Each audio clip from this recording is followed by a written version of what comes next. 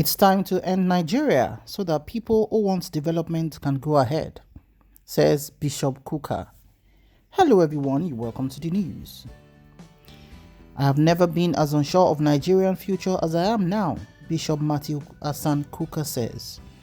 After independence, in order to build a great nation, each country went to work, but in Nigeria after independence, our people went to pray and fast. So while we were praying, Malaysia came here and took our palm seedlings and built a great factory of it. While we were praying, Singapore went into investment in technology. While we were praying, India went into ICT. While we were praying, China went to massive industrialization. While we were shouting, UAE went into massive infrastructural development. While we were building and casting Lucifer, Japan went into technological development. While we were speaking in tongues, Denmark went into education of our citizens.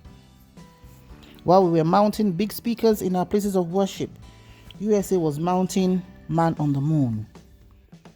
After our prayers, God, being a wise God, decided to reward us according to our labor. Since those that went into industrialization, technology, infrastructural development, ICT, education, etc. had been rewarded accordingly. It's only wise God rewards us with our efforts in prayers. That's why today Nigerian pastors are competing in building the biggest churches, and that's why there are more prayer houses and worship places than hospitals and schools. That's why people rush to prayer houses for medical and business solutions instead of hospitals. That's why we don't do business proposals before jumping into business, since we are going to back it up with prayers. And when such collapse, we blame the devil. That's why it's a sin to say anything negative about pastors and imams.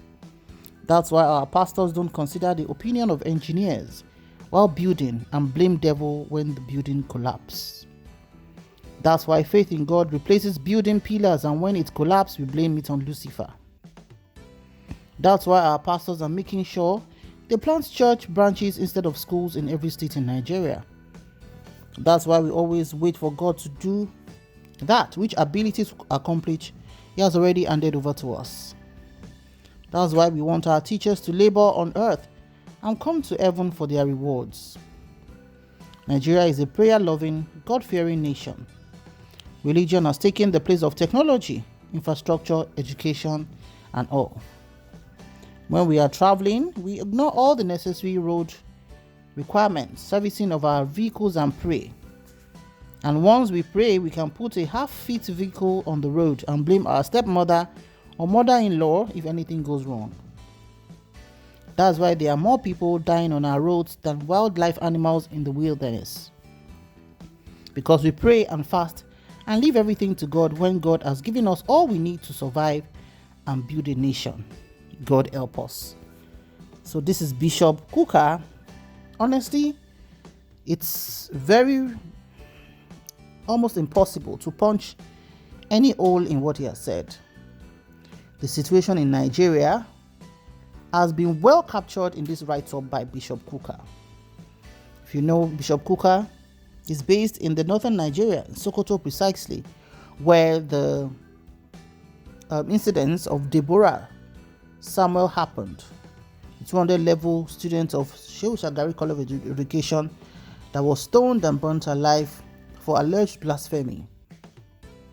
Bishop Kukah has been very, very expressive and open about his thoughts in Nigeria. The same way Sheikh Khalid, Imam Khalid of Abuja, has also expressed himself about the sorry state of the country, and he was removed and suspended as the chief imam of Apo Legislative Mosque in Abuja. The same way Pastor Adeboye has also expressed himself about all this ongoing thing and how much disappointed he is in Nigeria. All our religious leaders are speaking. One funny thing is, whenever they speak, you find the presidential advisors jumping up and down. The likes of Adamu Gaba and Femi Adesina, who are quick to jump on the tail of whoever speaks the truth to power, whereas they have the people, the terrorists and the bandits to face. But they will not do that. They will leave the message and hop on the messenger. Everything Bishop Kukah said here is absolutely true. As is known, religion and ethnicity are the two topics that will cause a boom, boom, boom in Nigeria in the split of a second. Just as we had it in the case of Deborah. Must we always pray and not do the work? No good book says you should just pray, pray, pray. The good book gives you the rule to say walk and pray, and tells every man that wisdom is profitable to direct. All these countries that were looking up to us came to our country, took our master plan, took our best brains, and have developed their country. Many years ago, the Arabs would come to our country for medical attention. But right now, we are the ones running with our tail in between our legs for education, for health, for investment, and every other stuff. The praying nation is almost a shadow of itself. The praying nation is almost a weeping nation. Every day in the news, it is from one bad news to another. Which way Nigeria? And unfortunately, we are blessed with leaders who are stone-hearted, who have no idea of what it is to embrace humanity and bring peace. So maybe we should keep our praying in our hearts and get our hands to do the job with our brain thinking. Prayer will not bring stones together to build mansions for us.